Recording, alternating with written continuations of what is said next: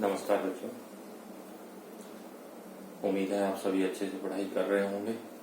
पीछे के जो टॉपिक्स हम कर चुके हैं वो आपको समझ आ गए होंगे। आज हमारा बहुत ही इम्पोर्टेंट से टॉपिक है इलेक्ट्रोस्टैटिक का इलेक्ट्रिक डायपोल। काफी क्वेश्चन जो है वो हमारे पास के हैं, इससे रिलेटेड एग्जाम में होते हैं। हर बार कोई ना कोई क्वेश्चन जो है वो जरूर इलेक्ट्रिक डायपोल से रिलेटेड जो है वो उठाया जाता है।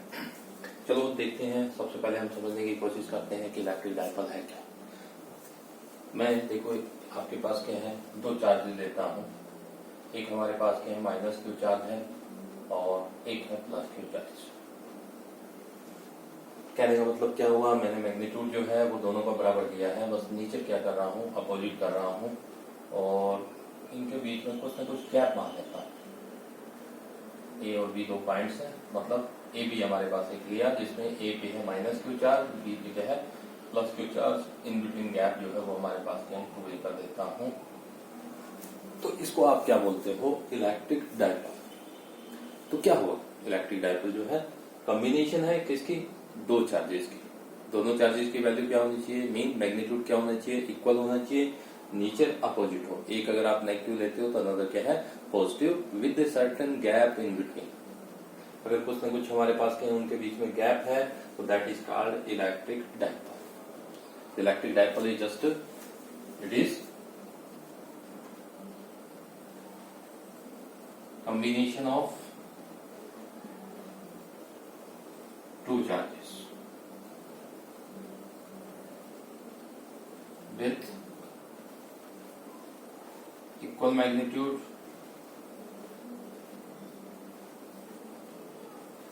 opposite nature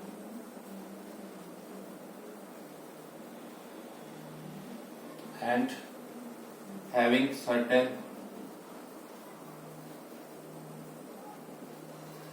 gap in between. मतलब दोनों के बीच में हमारे पास क्या है, कुछ ना कुछ जो है वो डिस्टेंस होनी चाहिए। तो उसको आप क्या बोल दोगे, इलेक्ट्रिक डायपोल जो बोल दोगे। तो यहाँ पे अगर मैं बात करूं तो ए बी जो है वो हमारे पास क्या बन गया, तो इसको हम क्या बोलेंगे, this is a electric dipole.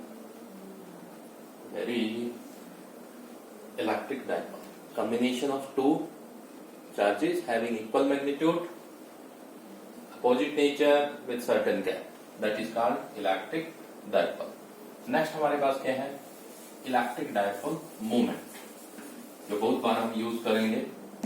Next हम जो है electric dipole moment. Electric dipole moment P से आप डिनोट करते हो, क्या होता है देखो, P is equal to Q into length of dipole, either one charge, magnitude of one charge multiply with length of dipole। जैसे अगर मैं यहाँ बात करूं तो इस डायपोल की जो लेंथ है वो कितनी है, 2a है। तो ये क्या हो इनटू में हमारे पास क्या है 2a जो है वो हो जाएगा किसके इक्वल होगा, p क्या है डायपोल मोमेंट। तो dipole moment just is the electric dipole moment is the product of either one charge of dipole with length of the dipole। Length से आप मल्टीप्लाई कर दो, क्या वो इंटू 2a जो है वो हमारे पास क्या है, इसका जो प्रोडक्ट है वो हमारा क्या आ जाएगा, इलेक्ट्रिक डायपोल मोमेंट आ जाएगा। ध्यान रखना अच्छे से, P किसके इक्वल है, Q इंटू 2a के। सेकेंडली हमने क्या लगाया है, वेक्टर लगाया है। तो जो डायपोल मोमेंट्स है वो हमारे पास क्या है, एक वेक्टर क्वांटिटी है, स्केलर क्वांटिटी नहीं है, वो हमारे पास क्या है वेक्टर क्वांटिटी है। और बाय कन्वेंशन जो है रूल जो बनाया गया है, इसकी जो डायरेक्शन हमारे पास लेते हैं, P की जो डायरेक्शन है वो हमारे पास है negative to positive charge. Direction जो होगी वो हमारे पास क्या होगी, from negative to positive charge जो है वो हमारे पास होगी। क्लियर हुआ इलेक्ट्रिक डायपोल मोमेंट। फिर हमारे पास क्या है, सिग्निफिकेंस क्या है।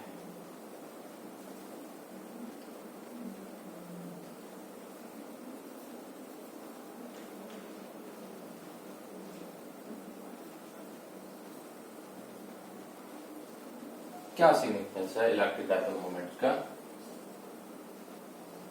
क्या होता है देखो, कुछ मॉलिक्यूल्स अगर हम बात करें, जैसे हमारे पास क्या है, हम कार्बन डाइऑक्साइड की बात कर लेते हैं, मीथेन की बात आप कर लो, CH4 जो है, इन मॉलिक्यूल्स में अगर हम देखें तो जो सेंटर ऑफ पॉजिटिव चार्ज जितना भी टोटल इसमें पॉजिटिव चार्ज है उसका सेंटर और जितना नेगेटिव चार्ज है उसका सेंटर, दोनों के दोनों जो है वो एक ही पॉइंट पे लाई करेंगे।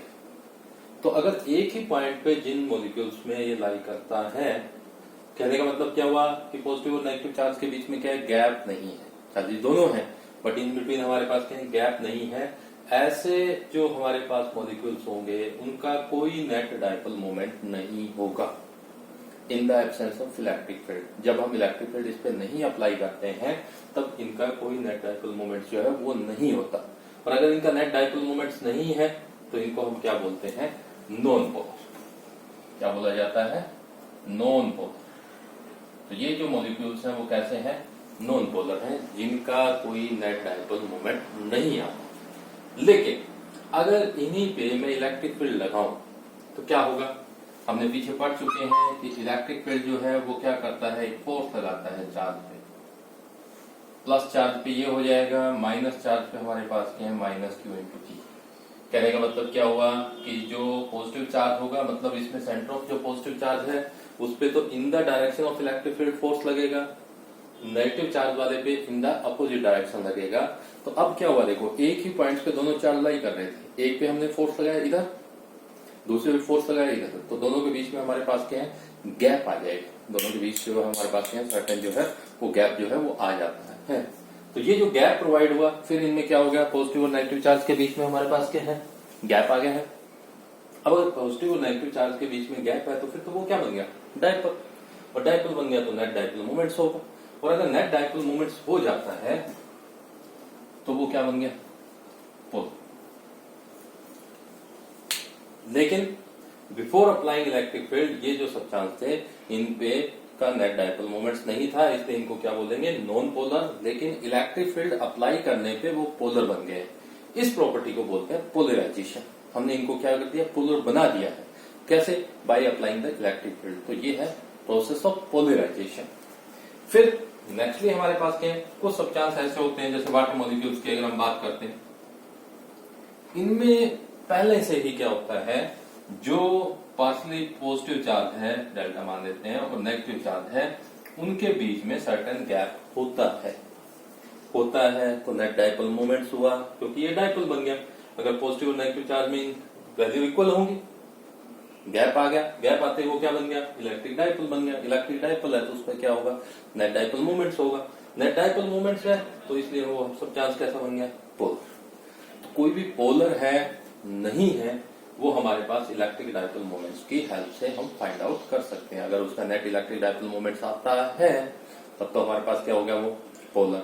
अगर नेट इलेक्ट्रिक डाइपोल मोमेंट्स नहीं आता है तो उसको हमारे पास हम क्या कंसीडर करेंगे, नॉन पोलर। हाँ, इलेक्ट्रिक फील्ड लगाने पे अगर डाइपोल, वो इलेक्ट्रिक जो डाइपोल मोमेंट्स बन हो जाता है, कहने का मतलब वो हमारे पास क्या है, इलेक्ट्रिक फील्ड लगाने पे पोलर बनता है, तो वो जो है उसकी हमने क्या कर दी, पोलराइजेशन कर दी, उसको पोलर बना दिया by applying the electric field. तो ये हमारे पास था electric dipole moment, significance of electric dipole moments. Now काफी इंपॉर्टेंट हमारे पास क्या आर्टिकल है, आपको इलेक्ट्रिक फील्ड निकालना है ड्यू टू इलेक्ट्रिक डाइपोल। दो केसेस हमारे पास अंजाम ले लेते हैं हम। इलेक्ट्रिक फील्ड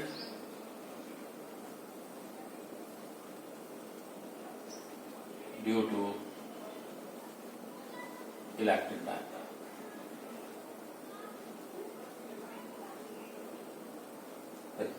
एक इलेक्ट्रिक डाइपोल है, उसके कारण इलेक्ट्रिक फील्ड निकालना है।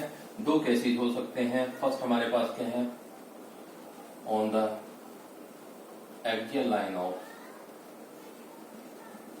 Electric dipole. जो डाइपोल है उसी के अलग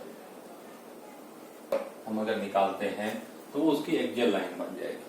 नेक्स्ट हमारा आर्टिकल होगा इक्वेटोरियल लाइन पे, वो फर्दर करते हैं। पहले हम डिस्कस करते हैं on the axial line of electric dipole. ध्यान से देखना, काफी इंपॉर्टेंट आर्टिकल है, बड़ा इजी है, अगर समझ आ जाता है तो।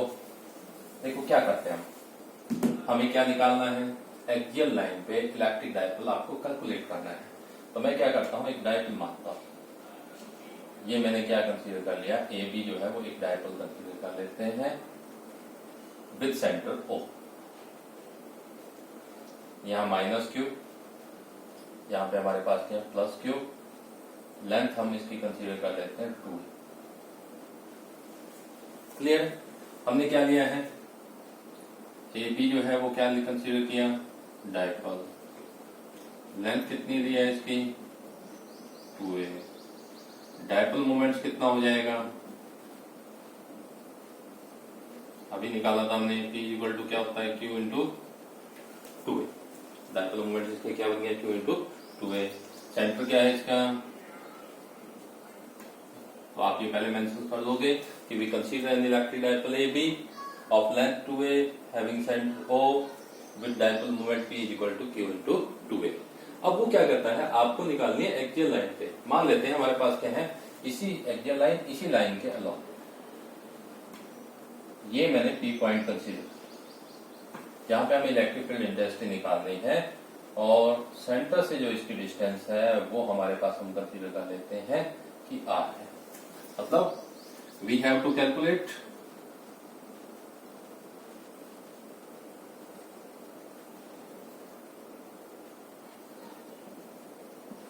इलेक्ट्रिक फील्ड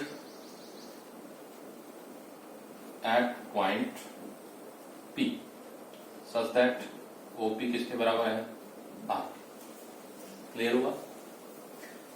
मेथड देखो, अब ये हुआ कि ये तो हमें फाइंड आउट करना है। फाइंड आउट करेंगे कैसे, उसके लिए देखो हमारे पास क्या है, हम इन दोनों चार्जेस के कारण इलेक्ट्रिक फील्ड निकालते हैं। अगर आपको थोड़ा सा क्लियर हो, हम इलेक्ट्रिक फील्ड के लिए फॉर्मूला पीछे क्लियर कर चुके हैं, क्या था, 1/4πε0 Q/r² इंटू r कैप। ये था, ये R क्या थी, इस Q से कितनी डिस्टेंस पे है हमारे पास, जहां पे आपको निकालना है वहां क्या करते होते हो, आप एक टेस्ट चार्ज रखते हो, यूनिट पॉजिटिव चार्ज हमें प्लेस करना पड़ेगा। तो मैं यहाँ क्या करता हूँ, एक पॉजिटिव +1 चार्ज जो वो P पॉइंट्स पे प्लेस करता हूँ, और दोनों चार्जेस जो डायपोल में 2 चार्जेस हैं, दोनों के कारण अलग अलग से इलेक्ट्रिक फील्ड जो वो कैलकुलेट करूंगा, -Q के कारण +Q के कारण। तो अज्यूम कर लेते हैं, लेट E1 जो है वो हो गया हमारा electric field due to -Q charge at point P। E2 मान लेते हैं electric field due to +Q charge at point. Clear हुआ ये आपको? तो पहला देखो, पहले मैं निकालता हूं E1, क्या बनेगा, 1/4πε0 Q अपॉन क्या करोगे, डिस्टेंस का स्क्वायर। कहाँ निकालना चाहते हैं, P पॉइंट्स पे, किसके कारण है, -Q जो A पे है, तो डिस्टेंस हमारी क्या बन गई, AP का स्क्वायर। अब आगे की इसकी डायरेक्शन क्या होगी, तो यहाँ कौन सा चार्ज है, नेगेटिव, उधर आपने कौन सा प्लेस किया, पॉजिटिव। नेगेटिव चार्ज पॉजिटिव को क्या करेगा, अट्रैक्ट करेगा, और हमें पता है जो फोर्स की डायरेक्शन होगी वही इलेक्ट्रिक फील्ड इंटेंसिटी की डायरेक्शन होती है। E1 की वैल्यू ये आ गई, ये सॉरी डायरेक्शन ये आ गई। तो अलोंग हमारे पास क्या हुआ,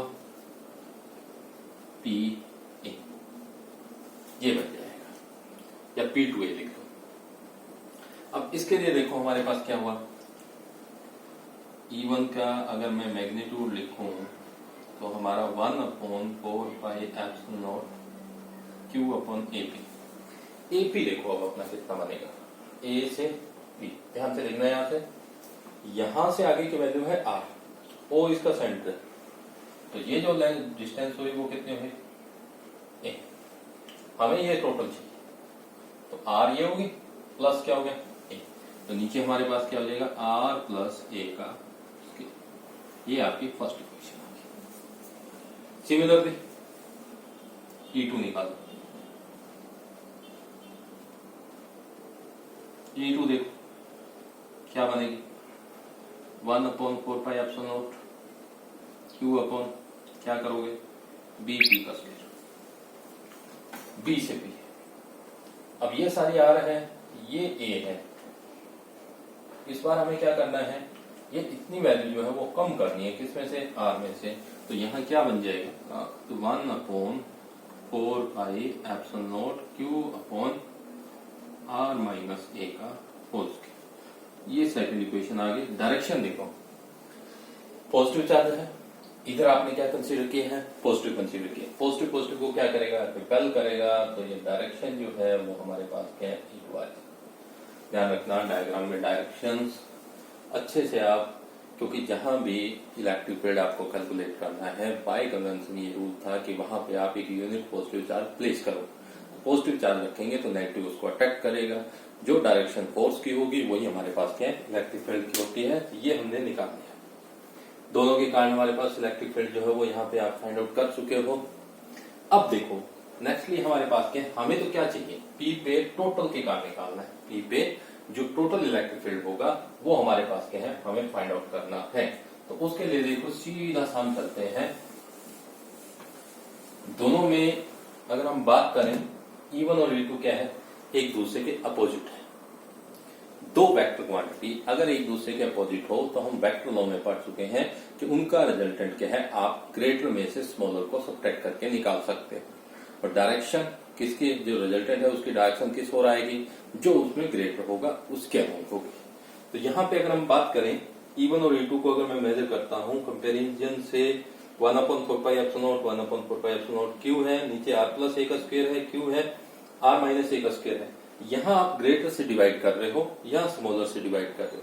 स्मॉलर से डिवाइड करेंगे तो वैल्यू आपकी क्या आएगी, ज्यादा आएगी। कहने का मतलब क्या हुआ कि जो E2 है वो आपकी बड़ी है किससे, E1 से। तो रिजल्टेंट हमारा क्या आ गया, E अगर मैं बात करूं वो क्या बन जाएगी, E2 minus E1। Y, because E2 जो है मैग्नीट्यूड वो ग्रेटर है किससे, E1 से। क्लियर है, वैल्यू पुट कर दो। Q दोनों में है, 4πε0 हमारे पास के हैं, दोनों में है, उसको आउटसाइड ले दो तो Q/4πε0 ये हमारा आउटसाइड आ जाता है। अंदर आपका क्या है, 1/r माइनस ए का whole square minus 1/r plus A का होल स्क्वायर। ये बात, इसको सोल्व करते हैं।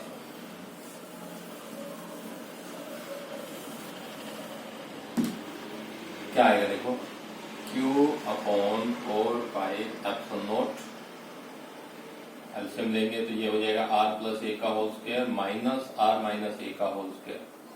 और नीचे अगर आप देखो क्या आएगा, एलसीएम r माइनस ए का whole square r plus A का होल स्क्वायर की मल्टीप्लाई, उसको मैं क्या लिख सकता हूं, r square minus A square का होल स्क्वायर। ऊपर अगर हम सोल्व करते हैं, देखो मैथमेटिक्स में आपने किया होगा, a प्लस बी का whole square minus a minus B का होल स्क्वायर अगर मैं करता हूं तो ये मेरे पास किसके इक्वल आता है, 4ab के।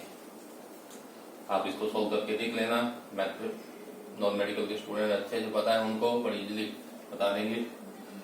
Q/4πε0 इसकी जगह हमारे पास आ जाएगा 2RA अपॉन क्या हो गया, R square minus A square का होल स्क्वायर। ऊपर देखो अगर मैं R को अलग ले लेता हूं और Q इंटू 2A को इकट्ठा कर देता हूं,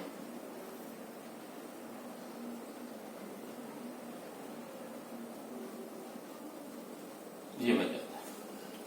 अगर आपको ध्यान हो तो हमने डायपोल मोमेंट जो कैलकुलेट किया था, और डायपोल मोमेंट जब आपने कैलकुलेट किया था तो वहां पे Q इंटू 2A को क्या लिख सकते हैं हम, P। तो ये वैल्यू हमारी बन गई RP upon 4πε0 R square minus A square का होल स्क्वायर। अब वो क्या कहता है कि if R is very much greater than A, then A square can be neglected. तब हम उसको नेग्लेक्ट कर सकते हैं क्योंकि उसका फिर कोई इफेक्ट, और अगर ए स्क्वायर को मैं नेग्लेक्ट कर देता हूं तो यही वैल्यू हमारी क्या बनेगी, RP अपॉन 4πε0 R पावर 4, और इससे एक पावर इसकी कैंसिल हो जाएगी तो ये हमारा आ गया 1/4πε0 P अपॉन R क्यूब। ये रिजल्टेंट आपके पास आ जाती है। डायरेक्शन देखो किस ओर होगी, E2 के नाम, तो हमारे पास क्या हुई, AP के along EP from A to P। ये जो डायरेक्शन होगी तो P से हमारे पास क्या आउटवर्ड जो है, क्योंकि E2 आपका ग्रेटर था, रिजल्टेंट जो है वो हमारे पास क्या E2 के अलोंग ही आएगा। ध्यान देना थोड़ा सा, किसके इक्वल आ गई? एक्सियल लाइन पे हमारे पास ई ऑफ एक्सियल लाइन वो हमारी क्या होगी? 1/4πε0 p/r³। ये आ जाएगा। तो r³ के हमारे पास क्या है? इनवर्सली प्रोपोर्शनल ये आ जाता है। ये आपका आर्टिकल हो गया एक्सियल लाइन पे।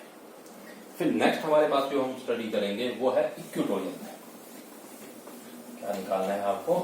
इक्वेटोरियल लाइन पे।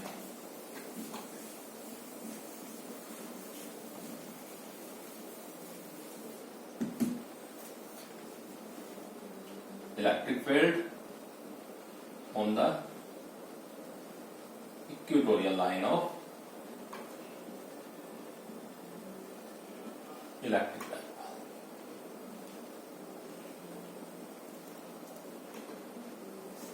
इसमें मैं बस आपको क्या है डायग्राम बना के और एक हिंट देता हूं, ये आप खुद करने की कोशिश करना। देखो क्या करोगे, वही हमारे पास क्या हम ए बी जो है वो डाइपोल कंसीडर करते हैं। -q चार्ज है, +q चार्ज है, सेंटर वही हो, लेंथ हमारे पास क्या है हम 2a लेते हैं। तो इक्वेटोरियल क्या हुई? इसके सेंटर पे एक परपेंडिकुलर ड्रा करना।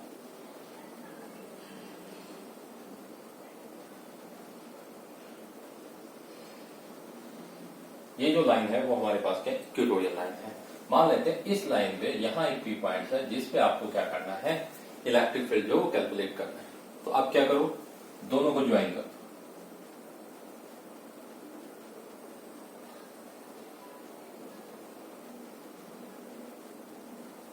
इधर से इसको मिल,